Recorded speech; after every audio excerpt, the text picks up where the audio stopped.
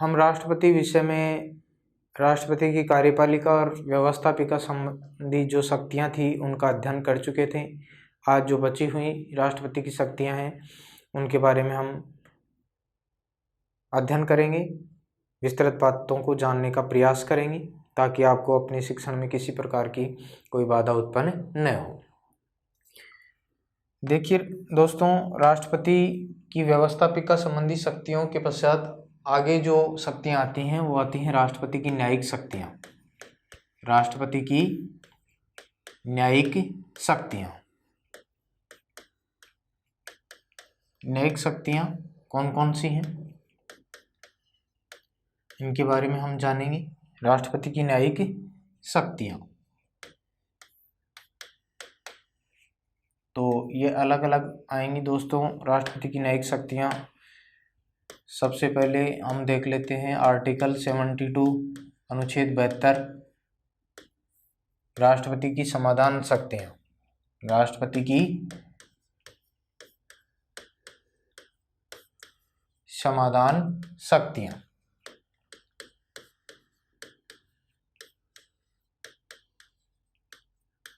तो राष्ट्रपति की समाधान शक्तियों का उल्लेख किस अनुच्छेद में है? अनुच्छेद 72 में है। ठीक है, और कहने का मतलब राष्ट्रपति के पास में कोई भी विचार, जैसे दया याचिका है, दया याचिका जाती है जब अंतिम फैसला राष्ट्रपति करता है। राष्ट्रपति जब अपनी स्वीकृति दे देता है तो कोई भी व्यक्ति जो मृत्युदंड का भागी होता है उसको फिर मृत्युदंड प्राप्त होता है। तो एक प्रकार से कह सकते हैं दया याचिका, राष्ट्रपति की दया याचिका का आधार, राष्ट्रपति की दया याचिका का आधार कौन सा है? अनुच्छेद 72। ठीक है, दया याचिका का आधार कौन सा है? अनुच्छेद 72 है। और इसके अलावा जो दया याचिका से संबंधित जो भी मामले आते हैं भारत सरकार के गृह मंत्रालय के अधीन आते हैं। ठीक है, और राष्ट्रपति की जो समाधान शक्तियां हैं इसमें किस प्रकार से राष्ट्रपति समाधान करता है, दया याचिका पर किस प्रकार से विचार करता है, तो इसकी कोई समयावधि निर्धारित नहीं है। ठीक है, इसकी समयावधि निर्धारित नहीं है, कितना भी वक्त राष्ट्रपति ले सकता है। ठीक है, और राष्ट्रपति द्वारा दिए गए निर्णय को न्यायालय में चुनौती दी जा सकती है। दिए गए निर्णय को क्या किया जा सकता है? न्यायालय में चुनौती। न्यायालय में क्या की जा सकती है दोस्तों? चुनौती दी जा सकती है। यह आप ध्यान रखेंगे। राष्ट्रपति की समाधान शक्तियों का उल्लेख अनुच्छेद 72 में है, और जो दया याचिका का आधार है वो भी अनुच्छेद कौन सा है? 72 है। दया याचिका या जो समाधान शक्तियों के अंतर्गत जो बातें होती हैं, विशेष रूप से दया याचिका, ये जो मामले होते हैं भारत सरकार के गृह मंत्रालय के अधीन आते हैं। ठीक है, और राष्ट्रपति को इस विषय में किसी प्रकार की जो समयावधि है वो निर्धारित नहीं की गई है कि कितनी समयावधि में इस प्रकार के निर्णय राष्ट्रपति करेगा, ये फिक्स नहीं है दोस्तों, निश्चित नहीं है। और राष्ट्रपति इस प्रकार से अपनी समाधान शक्तियों के माध्यम से अगर किसी प्रकार का जो कोई भी निर्णय है वो देता है। दया याचिका से संबंधित किसी भी प्रकार का कोई निर्णय अगर राष्ट्रपति देता है तो उसको न्यायालय में चुनौती दी जा सकती है। राष्ट्रपति की जो समाधान शक्तियां हैं वो कितने प्रकार की हैं? तो आप ध्यान रखेंगे 5 प्रकार की। राष्ट्रपति की समाधान शक्तियां कितने प्रकार की हैं? 5 प्रकार की। ठीक है, कौन कौन सी हैं? तो क्रमबद्ध रूप से देख सकते हैं। एक तो है लघुकरण, नंबर 2 है परिहार, थर्ड है विराम, नंबर 4 है परिविलंबन, और नंबर 5 पर आएगी क्षमा।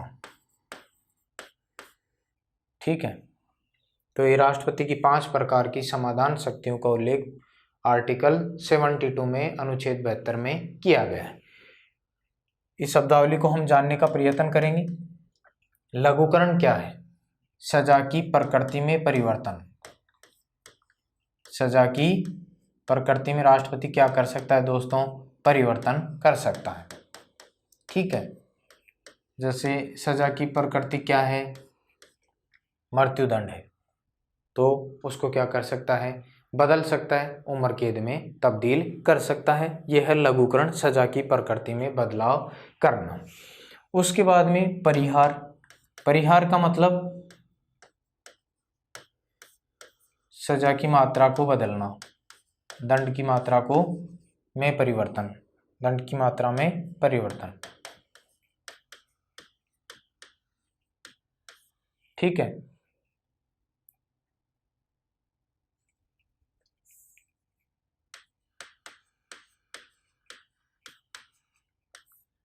कहने का मतलब सजा की मात्रा में बदलाव कर देता है। किस प्रकार से बदलाव होगा, जैसे कोई व्यक्ति है उम्र कैद की सजा पा रहा है, तो उसको घटाकर कितनी कर दी जाएगी, 20 साल कर दी जाएगी, 15 साल कर दी जाएगी। तो सजा की मात्रा में परिवर्तन, ये राष्ट्रपति की कौन सी शक्ति है, परिहार।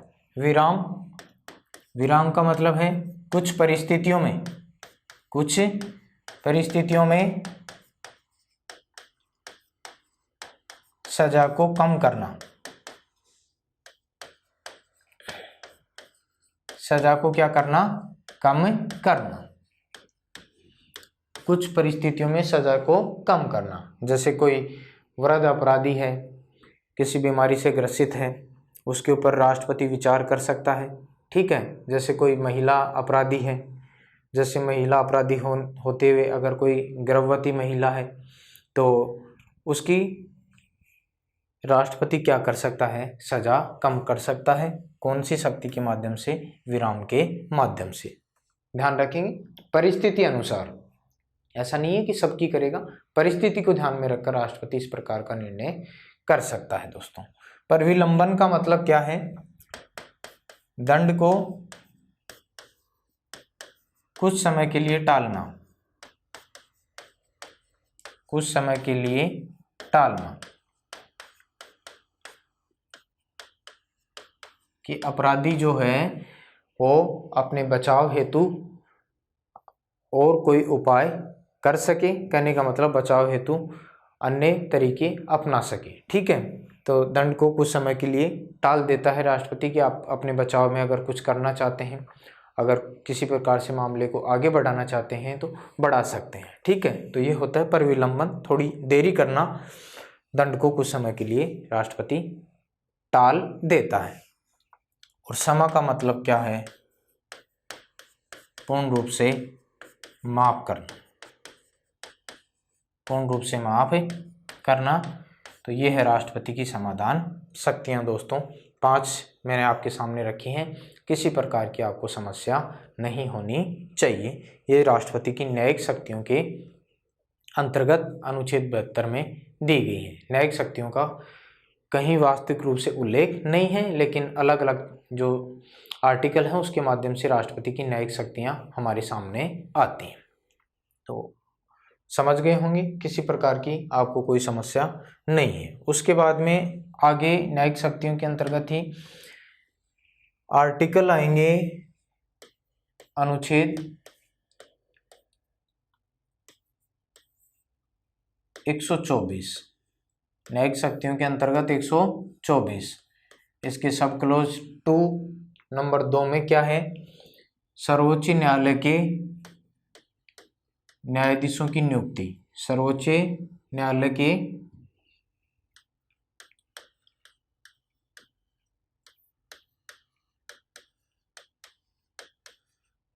उच्चतम न्यायालय कह सकते हैं या सर्वोच्च न्यायालय कह सकते हैं, सर्वोच्च न्यायालय के न्यायाधीशों की नियुक्ति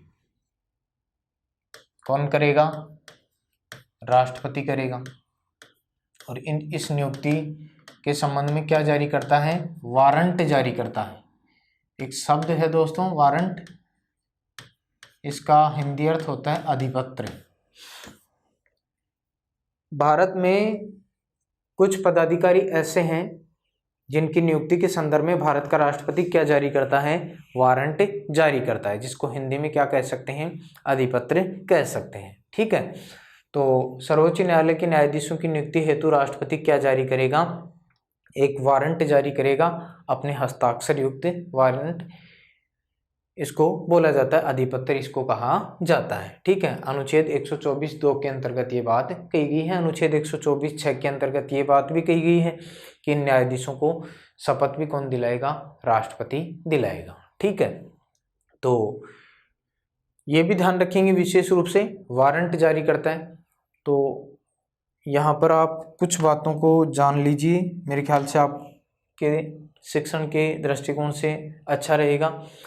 किन नियुक्तियों के संदर्भ में भारत का राष्ट्रपति वारंट जारी करता है? ठीक है, तो ये ध्यान रखेंगे किन किन नियुक्तियों के संदर्भ में भारत का राष्ट्रपति वारंट जारी करता है। तो एक तो राज्यपाल की नियुक्ति,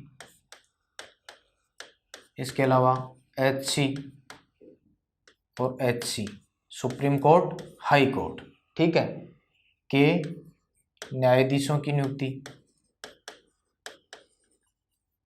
न्यायाधीशों की नियुक्ति के संदर्भ में,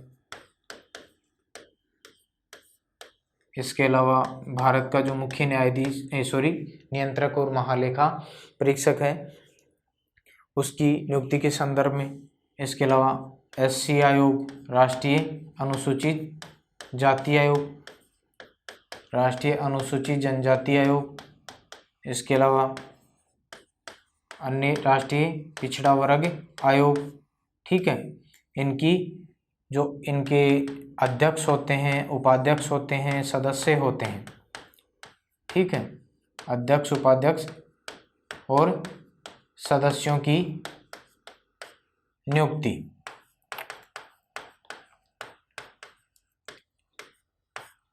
के संदर्भ में भारत का राष्ट्रपति क्या जारी करता है? वारंट जारी करता है। तो ये बातें भी आपको ध्यान में रखनी है, मैंने आपको याद करने के दृष्टिकोण से बातें बता दी हैं। मुख्य रूप से राष्ट्रपति की जो न्यायिक शक्तियां हैं उसमें सर्वोच्च न्यायालय के न्यायाधीशों की नियुक्ति कौन करेगा? राष्ट्रपति करेगा, और इस हेतु अपने हस्ताक्षर युक्त क्या जारी करेगा? वारंट जारी करेगा। एक ऐसी बात भी, ऐसी पर्सन भी आपके सामने बन जाते हैं दोस्तों कि किन किन नियुक्तियों के संदर्भ में भारत का राष्ट्रपति वारंट जारी करता है। तो राज्यपाल, उच्चतम न्यायालय, उच्च न्यायालय के न्यायाधीशों की नियुक्ति के संदर्भ में, भारत के नियंत्रक और महालेखा परीक्षक की नियुक्ति के संदर्भ में, राष्ट्रीय अनुसूचित जाति आयोग, राष्ट्रीय अनुसूचित जनजाति आयोग, राष्ट्रीय पिछड़ा वर्ग आयोग के अध्यक्ष, उपाध्यक्ष और सदस्यों की नियुक्ति के संदर्भ में भारत का राष्ट्रपति वारंट जारी करता है। उसके बाद में न्यायिक शक्तियों के संदर्भ में आगे हम देख लेंगे अनुच्छेद 216,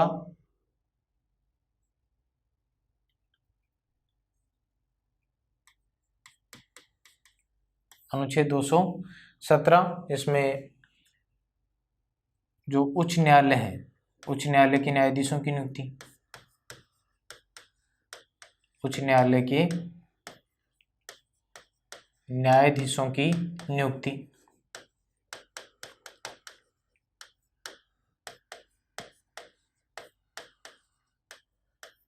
उच्च न्यायालय के न्यायाधीशों की नियुक्ति, मेरे ख्याल से आपको ये बात ध्यान में रखनी चाहिए। अनुच्छेद 217 के अंतर्गत भारत का राष्ट्रपति उच्च न्यायालय के न्यायाधीशों की नियुक्ति के संदर्भ में क्या जारी करेगा?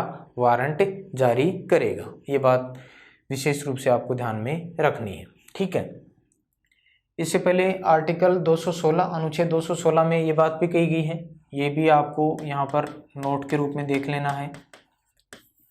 अनुच्छेद 216, अनुच्छेद 216 में क्या है? उच्च न्यायालय के न्यायाधीशों, उच्च न्यायालय के न्यायाधीशों की संख्या का निर्धारण, की संख्या का निर्धारण उच्च न्यायालय के न्यायाधीशों की संख्या का निर्धारण कौन करेगा? राष्ट्रपति करेगा। कि एक उच्च न्यायालय में कितने न्यायाधीश होंगे, इस बात का निर्धारण किसके द्वारा किया जाएगा? राष्ट्रपति के द्वारा किया जाएगा। जैसे राजस्थान उच्च न्यायालय है, राजस्थान हाई कोर्ट, इसमें 50 स्वीकृत न्यायाधीशों की संख्या है, ठीक है। इसी प्रकार से अन्य राज्यों में अलग है।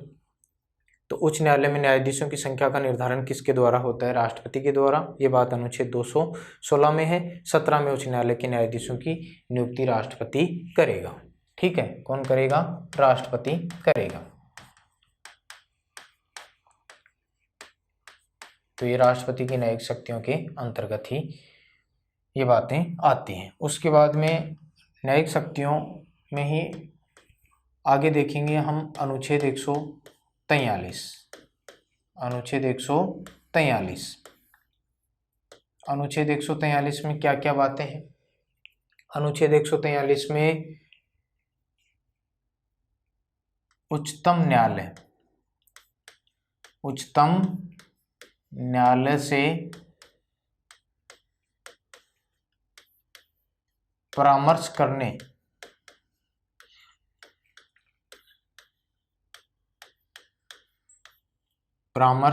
की राष्ट्रपति की शक्ति।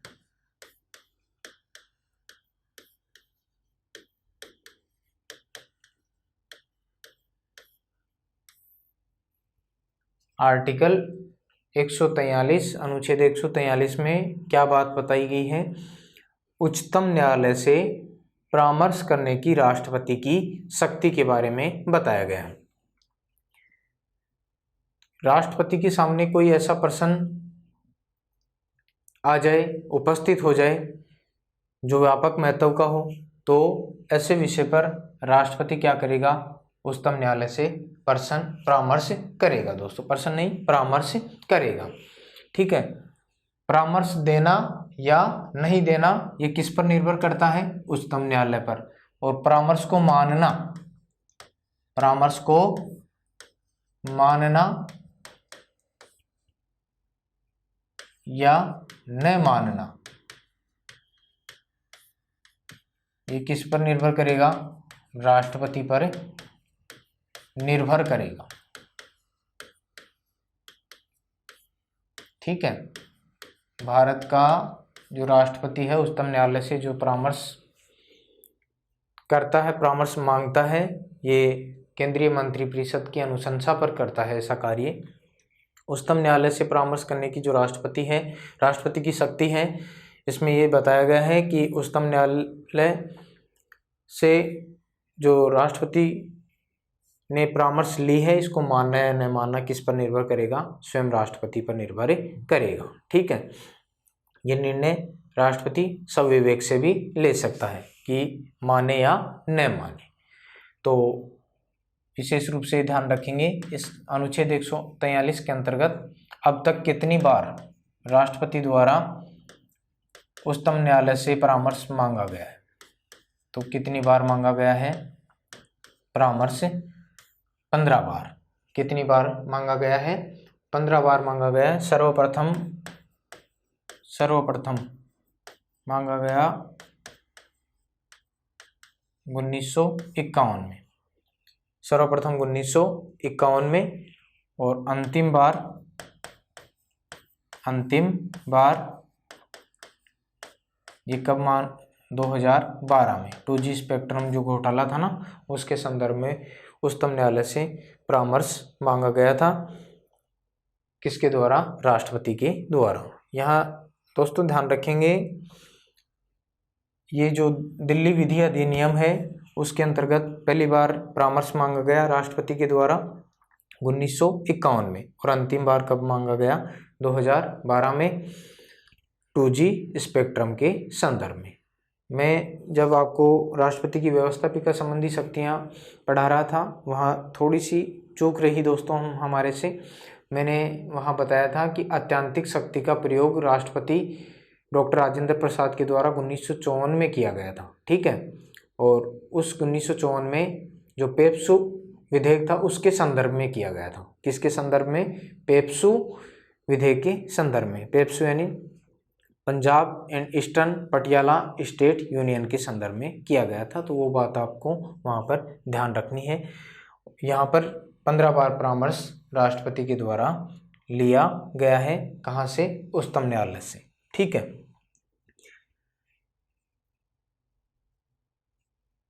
इसके अलावा एक विशेष बात और है दोस्तों जो आपको ध्यान रखनी है। क्या है? अगर राष्ट्रपति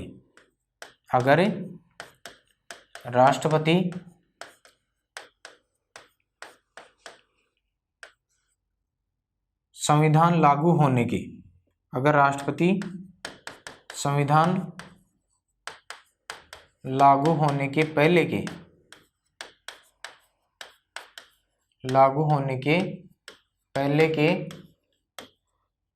अगर भारत का राष्ट्रपति संविधान लागू होने के पहले के किसी संधि या समझौते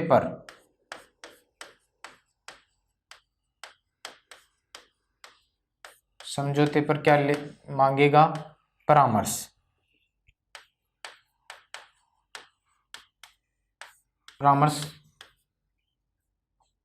लेना चाहता है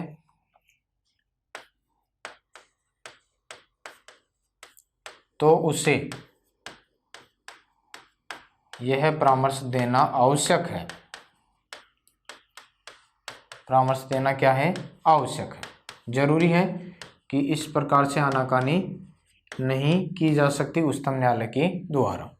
अगर राष्ट्रपति संविधान लागू होने से पहले के किसी संधि या समझौते पर उच्चतम न्यायालय से परामर्श लेना चाहता है तो उच्चतम न्यायालय को ये परामर्श देना क्या है? आवश्यक है। किसी प्रकार की आनाकानी नहीं की जा सकती। तो मेरे ख्याल से आपको किसी प्रकार की दिक्कत नहीं होनी चाहिए। अनुच्छेद 143 के अंतर्गत उच्चतम न्यायालय से परामर्श करने की राष्ट्रपति की शक्ति, और इस दृष्टिकोण से अगर उच्चतम न्यायालय राष्ट्रपति को परामर्श देता है तो एक किसका गठन करेगा? संवैधानिक पीठ का गठन करेगा। ठीक है, संवैधानिक पीठ गठित करता है। उच्चतम न्यायालय क्या करता है? एक संवैधानिक पीठ का गठन करेगा। ठीक है, उस संवैधानिक पीठ के माध्यम से राष्ट्रपति को क्या दी जाएगी? परामर्श दी जाएगी। तो मुख्य रूप से राष्ट्रपति की न्यायिक शक्तियाँ यही थी दोस्तों। कोई विशेष बातें नहीं हैं, या आप एक बार देखेंगे आसानी से आपको याद हो जाएंगी। उसके बाद में छोटी छोटी बातें हैं। राष्ट्रपति की वित्तीय शक्तियाँ, राष्ट्रपति की वित्तीय शक्तियाँ, राष्ट्रपति की वित्तीय शक्तियाँ।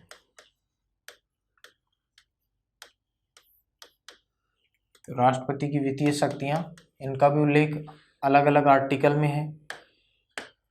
जैसे नंबर 1 पर अनुच्छेद 117 को देखेंगे हम। अनुच्छेद 111 देख लीजिए पहले। इसमें एक बात है, राष्ट्रपति धन विधेयक को अगर लोकसभा और राज्यसभा ने धन विधेयक को क्या कर दिया है? पारित कर दिया है, तो धन विधेयक को पुनर्विचार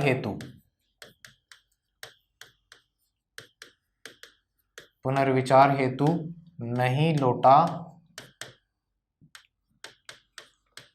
सकते।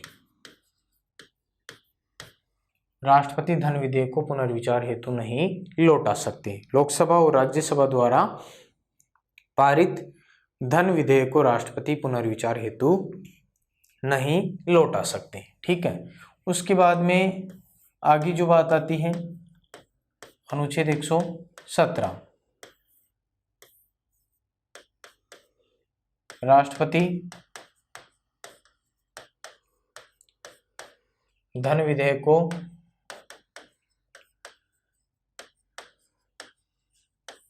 कहाँ रखवाएगा? लोकसभा में।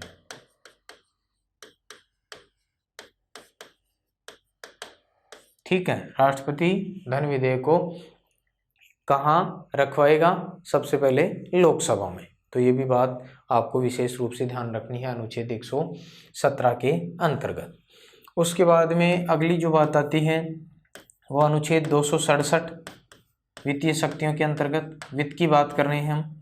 भारत में जो कोष होता है वो 3 प्रकार का होता है, संचित निधि, आकस्मिक निधि और लोक निधि, पब्लिक फंड जिसे कहा जाता है, पीएफ जिसको कहा जाता है। हम केवल बात करेंगे अनुच्छेद 267। संचित निधि 266 में मैंने बताया था राष्ट्रपति को वेतन दिया जाता है 5 लाख रुपए और उसके ऊपर अधिकार संसद का होता है। अनुच्छेद 267 आकस्मिक निधि, किसकी बात है? आकस्मिक निधि। इसके ऊपर अधिकार किसका होगा? आकस्मिक निधि पर अधिकार, तो ये अधिकार होता है किसका? राष्ट्रपति का। आकस्मिक निधि पर अधिकार किसका होगा? राष्ट्रपति का।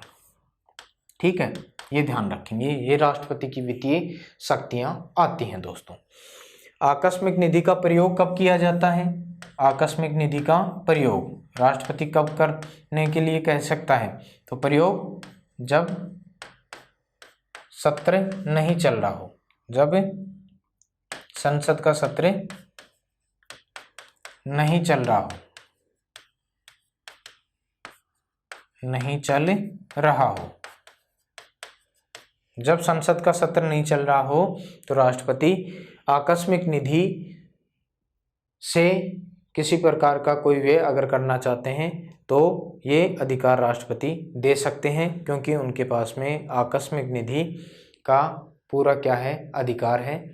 इस प्रकार से आप ध्यान रखेंगे आकस्मिक निधि का प्रयोग कब किया जाता है? जब संसद का सत्र नहीं चल रहा हो और किसी व्यय की आवश्यकता पड़ जाए तो राष्ट्रपति ये निर्णय करता है कि कहाँ से व्यय किया जाए और वो व्यय कहाँ से किया जाएगा? आकस्मिक निधि से किया जाएगा।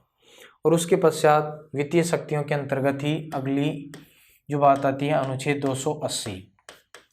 अनुच्छेद 280, अनुच्छेद 280 में क्या है?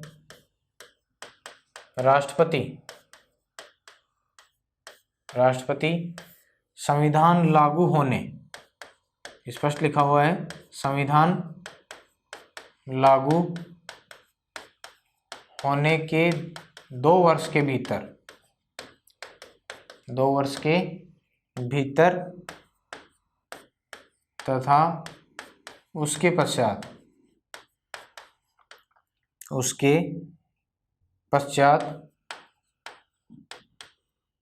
प्रत्येक 5 वर्ष से वित्त आयोग का गठन करेगा।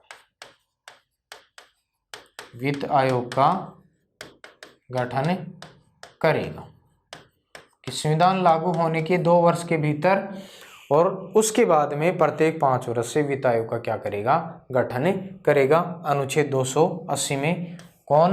राष्ट्रपति। ठीक है दोस्तों, इस प्रकार से। और इसके अलावा ये भी है, जो वित्त आयोग है इसके अध्यक्ष और सदस्यों, एक अध्यक्ष और 4 सदस्य होते हैं की नियुक्ति, अध्यक्ष और सदस्यों की नियुक्ति भी कौन करेगा? राष्ट्रपति करेगा। ठीक है, वित्त आयोग के अध्यक्ष और सदस्यों की नियुक्ति भी किसके द्वारा की जाएगी?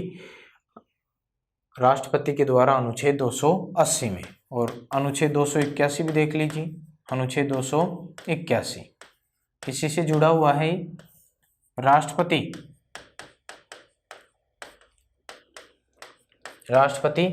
वित्त आयोग के प्रतिवेदनों को, यानी वित्त आयोग गठित करता है, अपने प्रतिवेदन ये वित्त आयोग किसको देगा?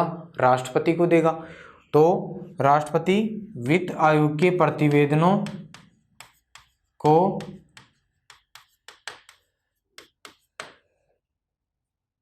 संसद के समक्ष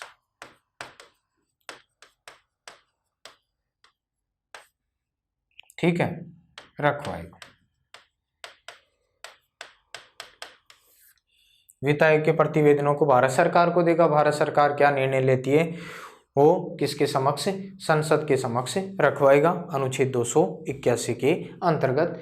तो दोस्तों, राष्ट्रपति की वित्तीय शक्तियाँ ये 4-5 प्रकार की थी, आपको ये ध्यान में रखना है, और कोई विशेष बातें नहीं हैं। इसके अलावा राष्ट्रपति की जो कूटनीतिक शक्तियां हैं, राष्ट्रपति की जो सैनिक शक्तियां हैं, राष्ट्रपति की सैनिक शक्तियां उल्लेखित कहीं पर नहीं है, लेकिन झलक दिखाई देती है हमें राष्ट्रपति की सैनिक शक्तियां। सैनिक शक्तियां, कूटनीतिक शक्तियां भी कह सकते हैं, कूटनीतिक शक्तियां, ठीक है। अंग्रेजी में डिप्लोमेटिक पावर्स भी कहा जाता है इसको, तो ये भी आप ध्यान रखेंगे, ठीक है। राष्ट्रपति की सैनिक शक्तियां, कूटनीतिक शक्तियां, और ये बात भारतीय संविधान के अनुच्छेद 53 के माध्यम से हमारे सामने आती है। किस प्रकार से, देखिए, राष्ट्रपति तीनों सेनाओं का, राष्ट्रपति तीनों सेनाओं का, राष्ट्रपति तीनों सेनाओं का सुप्रीम कमांडर,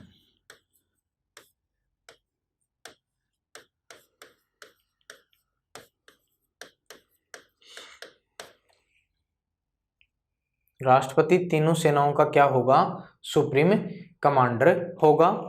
ये बात कहाँ से सामने आती है, भारतीय संविधान के आर्टिकल 53 यानी अनुच्छेद 53 के माध्यम से। और इसके अलावा राष्ट्रपति क्या करेगा,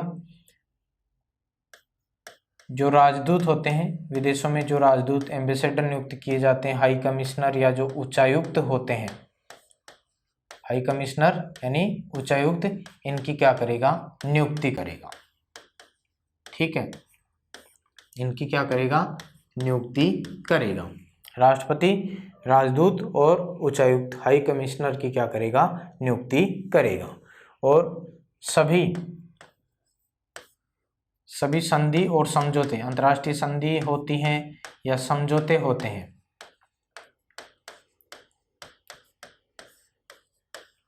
पर क्या करेगा, हस्ताक्षर करेगा। यानी राष्ट्र की तरफ से जो भी संधि या समझौते होते हैं उसके ऊपर हस्ताक्षर कौन करता है, राष्ट्रपति करता है, क्योंकि भारत का सबसे बड़ा पदाधिकारी संवैधानिक प्रमुख होता है। इसी के नाम पर भारत सरकार के समस्त कार्यों का, समस्त कार्यपालिका कार्यों का क्या होता है, संचालन होता है, समस्त कार्यों का संचालन होता है। तीनों बातें आपको ध्यान में रखनी है। ये राष्ट्रपति की डिप्लोमेटिक पावर्स कहलाती हैं, सैनिक शक्तियाँ, कूटनीतिक शक्तियाँ कहलाती हैं, ठीक है। इसके अलावा और कोई विशेष बातें नहीं हैं। एक राष्ट्रपति की अब जो विशेष शक्तियाँ हैं, आपातकालीन शक्तियाँ, उसके बारे में हम विस्तार पूर्वक देखेंगे। सबसे इम्पोर्टेंट, हालांकि इम्पोर्टेंट तो सारी बातें हैं, लेकिन ये ज़्यादा इम्पोर्टेंट रहेंगी क्योंकि इनके बारे में हमें विस्तृत जानकारी देखनी है।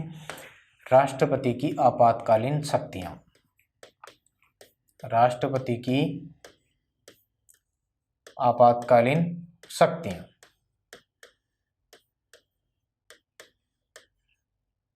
राष्ट्रपति की आपातकालीन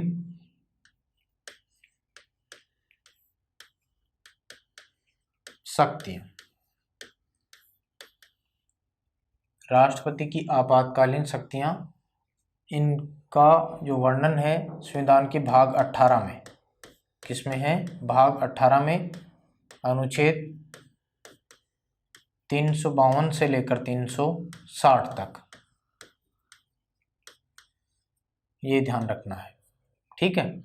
राष्ट्रपति की आपातकालीन शक्तियों का उल्लेख भारतीय संविधान के किस भाग में किया गया है, तो भाग 18 में किया गया है। और कौन कौन से अनुच्छेदों के माध्यम से, तो अनुच्छेद 352 से लेकर 360 तक इनके बारे में विस्तृत वर्णन किया गया। राष्ट्रपति की जो आपातकालीन शक्तियां हैं वो कितने प्रकार की होती हैं, राष्ट्रपति की आपातकालीन शक्तियां, तो आप ध्यान रखेंगे 3 प्रकार की। कितने प्रकार की, 3 प्रकार की होती हैं। और ये 3 प्रकार कौन कौन से हैं, तो ये देखेंगे आप। एक तो होता है राष्ट्रीय आपातकाल, राष्ट्रीय आपातकाल।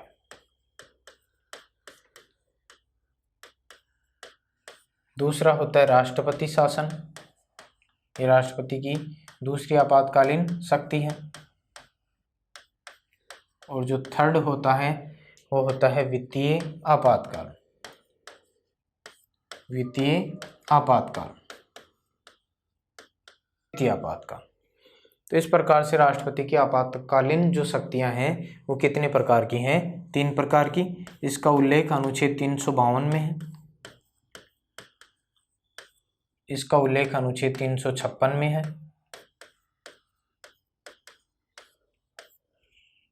और इसका उल्लेख अनुच्छेद 360 में।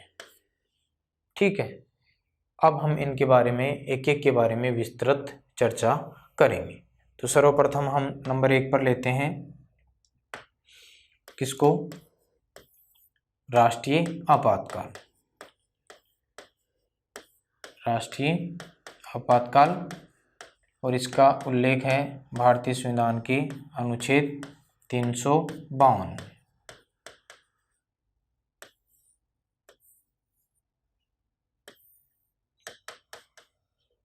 राष्ट्रीय आपातकाल, इसके बारे में देखिए दोस्तों, राष्ट्रीय आपातकाल कब लगता है? तो सबसे पहले विशेष रूप से बात ध्यान में रखनी है, युद्ध, बाह्य आक्रमण, युद्ध, बाह्य आक्रमण या सशस्त्र विद्रोह, सशस्त्र विद्रोह की स्थिति में।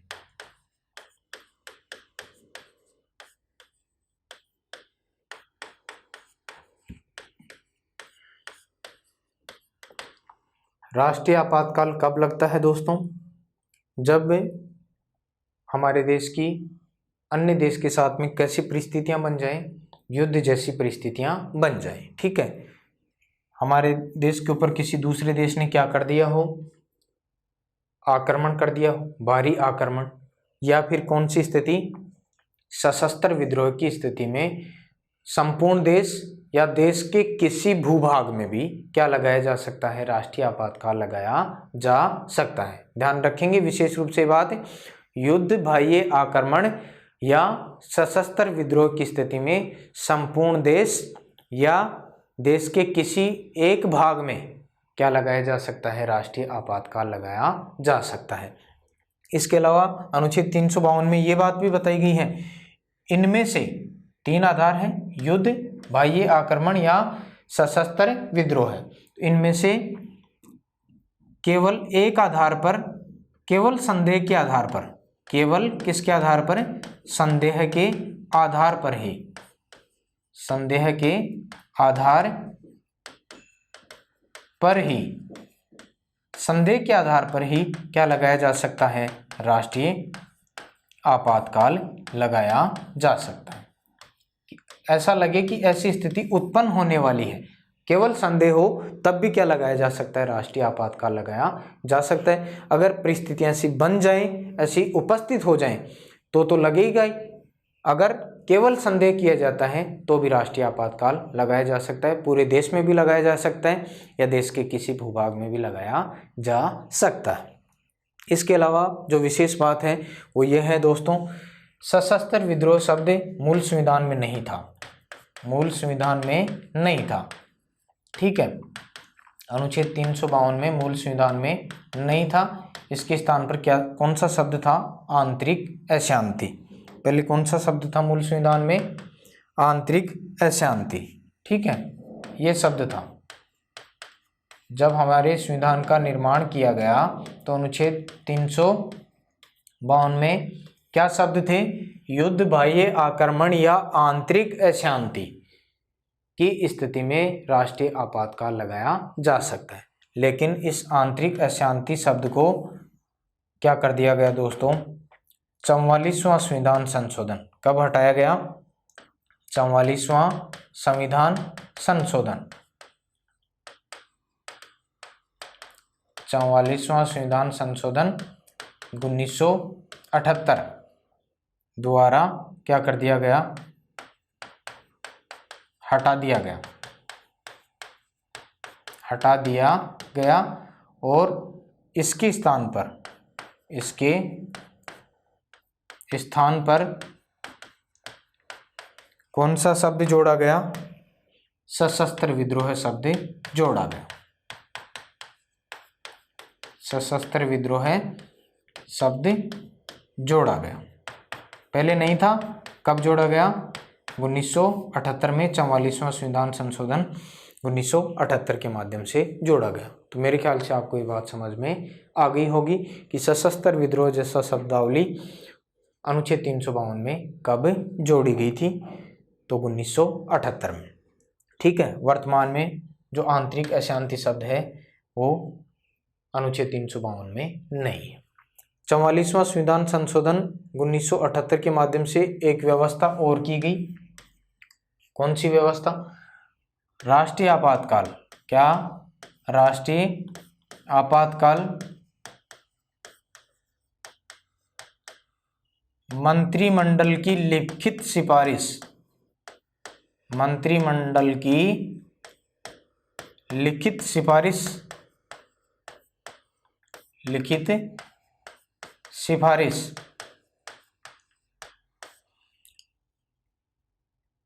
से ही लगाया जा सकता है।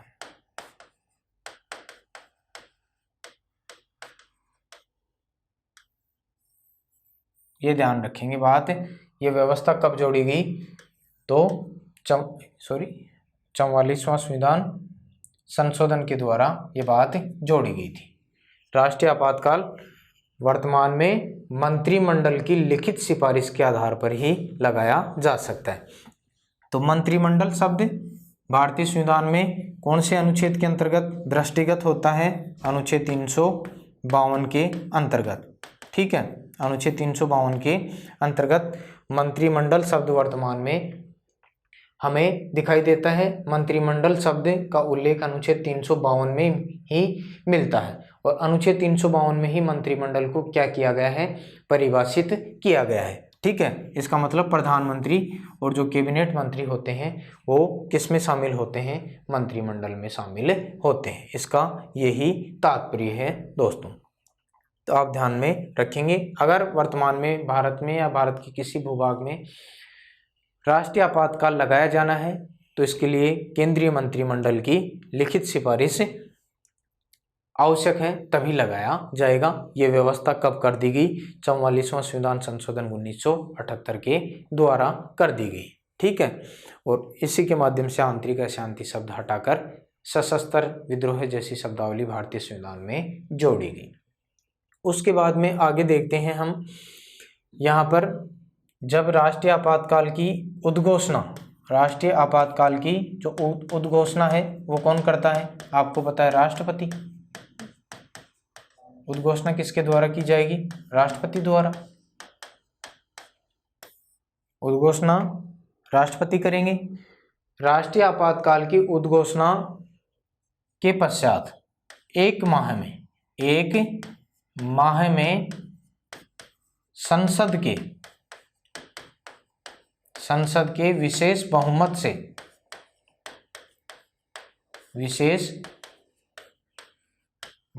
से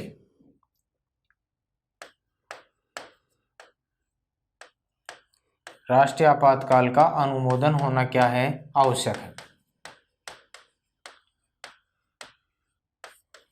राष्ट्रीय आपातकाल की अधिसूचना जारी कर दी गई। उद्घोषणा राष्ट्रपति द्वारा होती है। लागू होने के एक माह के भीतर संसद के विशेष बहुमत से इसका क्या होना? अनुमोदन होना आवश्यक है। दोस्तों, विशेष बहुमत का तात्पर्य क्या होता है? विशेष बहुमत का तात्पर्य आप समझेंगे, सदन की कुल सदस्य संख्या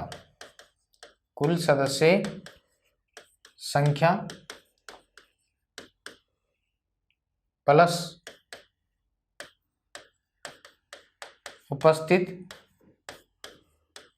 उपस्थित हुए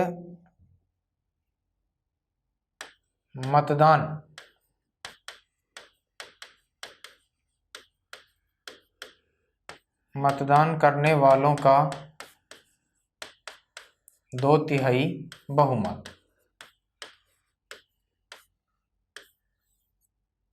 ये होता है संसद का विशेष बहुमत। ठीक है, संसद द्वारा विशेष बहुमत से अगर किसी विधेयक को पारित किया जाना है तो उसकी प्रक्रिया यही है अनुच्छेद 368 के अंतर्गत। अगर इस प्रकार से कार्य होगा तो विशेष बहुमत कहलाएगा, और विशेष बहुमत से अगर अनुमोदन कर दिया तो राष्ट्रीय आपातकाल फिर एक बार में कितने माह के लिए बढ़ाया जा सकता है, तो आप बताएंगे 6 माह के लिए बढ़ाया जा सकता है। ठीक है, 6 माह के लिए बढ़ाया जा सकता है। 1 माह में विशेष बहुमत से अनुमोदन कर देने पर राष्ट्रीय आपातकाल की अवधि 6 माह के लिए बढ़ाई जा सकती है। अधिकतम अवधि इसकी अनिश्चित है। अधिकतम अवधि क्या है? अनिश्चित। राष्ट्रीय आपातकाल कितने दिन रहेगा, कितने समय तक रहेगा, ये बात क्या है दोस्तों? अनिश्चित है। ठीक है, संविधान में इस बारे में किसी प्रकार की कोई अन्य व्याख्या नहीं की गई है। ठीक है, लेकिन प्रत्येक 6 माह में, प्रत्येक 6 माह में इसका अनुमोदन क्या है? आवश्यक है। इसका अनुमोदन आवश्यक है। प्रत्येक 6 माह में राष्ट्रीय आपातकाल का संसद के प्रत्येक सदन में विशेष बहुमत से अगर इसका अनुमोदन किया जाएगा तो इसकी प्रक्रिया, जो राष्ट्रीय आपातकाल लगा हुआ है, वो निरंतर आगे बढ़ता चला जाएगा।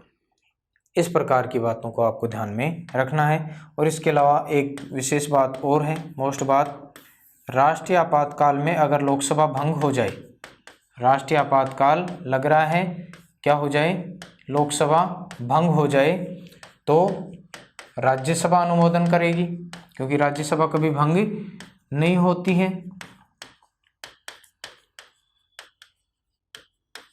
राष्ट्रीय आपातकाल की अवधि में अगर लोकसभा भंग हो जाए तो राज्यसभा उसका अनुमोदन करेगी, और फिर लोकसभा के पुनर्गठन, क्योंकि आपको पता है 6 माह से अधिक अवधि लोकसभा भंग नहीं रह सकती। लोकसभा के पुनर्गठन, लोकसभा के पुनर्गठन के बाद,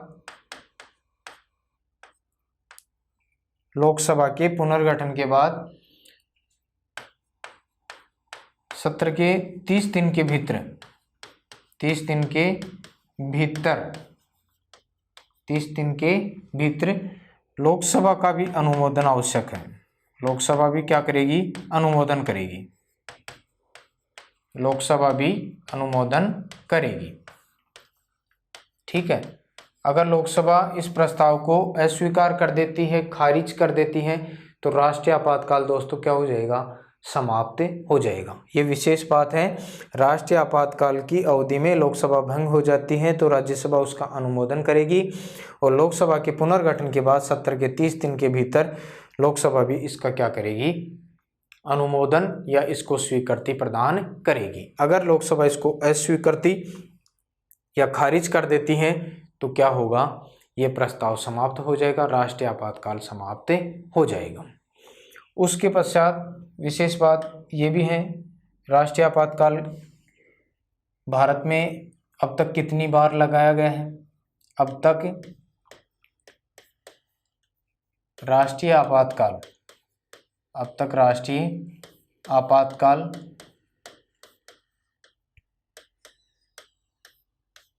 तीन बार,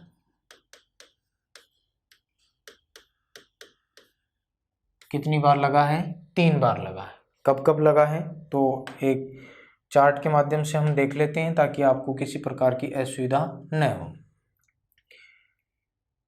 तो सर्वप्रथम लगा 1962 में, सर्वप्रथम 1962 में लगा। कारण क्या था? बाह्य आक्रमण। क्या था? बाह्य आक्रमण। चीन ने भारत पर क्या कर दिया था? आक्रमण कर दिया था, बाह्य आक्रमण। ठीक है, और उसके पश्चात जो बाह्य आक्रमण की स्थिति में भारत में 1962 में क्या लगाया गया? राष्ट्रीय आपातकाल। इस समय जो भारत के जो राष्ट्रपति थे वो कौन थे? डॉक्टर सर्वपल्ली राधाकृष्णन। डॉक्टर सर्वपल्ली राधाकृष्णन। और इस समय भारत के जो प्रधानमंत्री थे वो JL नेहरू। भारत के प्रधानमंत्री कौन थे? JL नेहरू यानी जवाहरलाल नेहरू। ठीक है, तो यहाँ पर आप एक प्रकार से सारणी देख लेंगे। कारण क्या रहा, यहाँ राष्ट्रपति कौन थे और यहाँ प्रधानमंत्री कौन थे। ठीक है, 26 अक्टूबर 1962 से लेकर 10 जनवरी 1968 तक रहा था प्रथम राष्ट्रीय आपातकाल। तो पहला आक्रमण, बाह्य आक्रमण के कारण भारत में क्या लगा? राष्ट्रीय आपातकाल लगा। ठीक है, उस समय भारत के राष्ट्रपति कौन थे? डॉक्टर सर्वपल्ली राधाकृष्णन थे। और भारत के प्रधानमंत्री कौन थे? JL नेहरू। नंबर 2 कब लगा? 1971 में, 3 दिसंबर 1971 से लेकर 21 मार्च 1977। अवधि काफी लंबी रही और इसका कारण भी क्या रहा? बाह्य आक्रमण। पाकिस्तान द्वारा अघोषित युद्ध शुरू करने के पश्चात भारत पाक युद्ध जैसी परिस्थितियां बनी, तो बाह्य आक्रमण इसका कारण रहा। इस समय भारत के राष्ट्रपति थे VV गिरी। कौन थे? VV गिरी, वराह वेंकट गिरी इनका पूरा नाम था। और प्रधानमंत्री इस समय थी इंदिरा गांधी। कौन थी? इंदिरा गांधी। और भारत में जो तीसरी बार आपातकाल लगा वो 25 जून 1975 को अधिसूचना जारी की गई और 26 जून 1975 को भारत में राष्ट्रीय आपातकाल लागू किया गया। और ये था आंतरिक अशांति। किसके नाम पर लगा? आंतरिक अशांति के नाम पर लगाया गया था। इलाहाबाद उच्च न्यायालय ने इंदिरा गांधी के रायबरेली निर्वाचन को क्या कर दिया था? असंवैधानिक घोषित कर दिया था। तो तीसरा जो आपातकाल लगा, राष्ट्रीय आपातकाल, उसका कारण था आंतरिक अशांति।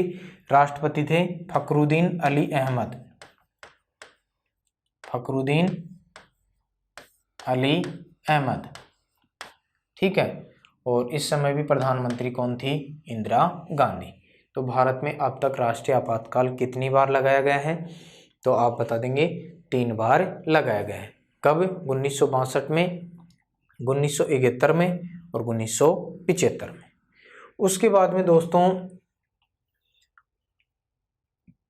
राष्ट्रीय आपातकाल की जो समाप्ति होती है, राष्ट्रीय आपातकाल की समाप्ति किस प्रकार से होती है? राष्ट्रीय आपातकाल की समाप्ति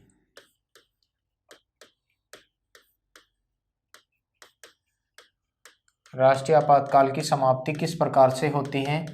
तो इसके 3 कारण आप बता देंगे। पहला कारण कौन सा है?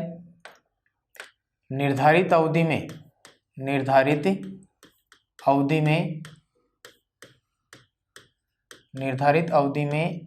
अनुमोदन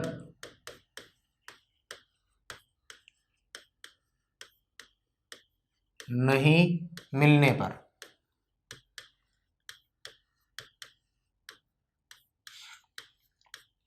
निर्धारित अवधि में अनुमोदन नहीं मिलने पर, अगर आपको पता है राष्ट्रीय आपातकाल की घोषणा हो गई, उद्घोषणा राष्ट्रपति ने कर दी, उसके 1 माह के भीतर अगर संसद के विशेष बहुमत से इसका अनुमोदन नहीं किया गया तो राष्ट्रीय आपातकाल स्वतः ही क्या हो जाएगा? समाप्त हो जाएगा। तो निर्धारित अवधि यानी 1 माह में इसका अगर अनुमोदन नहीं हुआ तो राष्ट्रीय आपातकाल की समाप्ति हो सकती है। उसके बाद में नंबर 2 पर क्या आएगा? राष्ट्रपति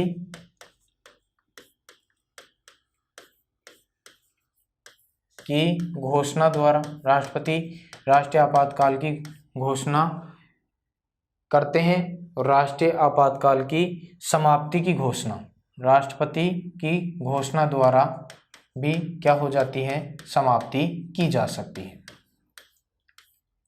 ठीक है, और नंबर 3 आएगा क्या?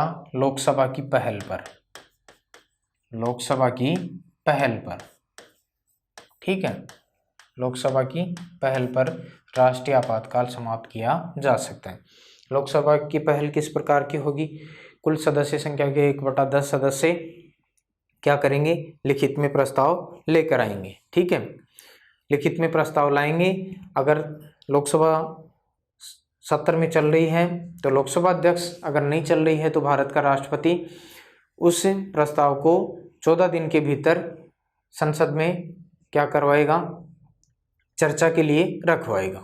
और उसके पश्चात साधारण बहुमत से अगर प्रस्ताव पारित हो गया तो राष्ट्रीय आपातकाल क्या कर दिया जाएगा? समाप्त कर दिया जाएगा। तो ये 3 आधार हैं राष्ट्रीय आपातकाल की समाप्ति के, जो आपको विशेष रूप से ध्यान में रखने हैं। किस प्रकार से हैं, एक बार पुनः रिपीट कर देते हैं।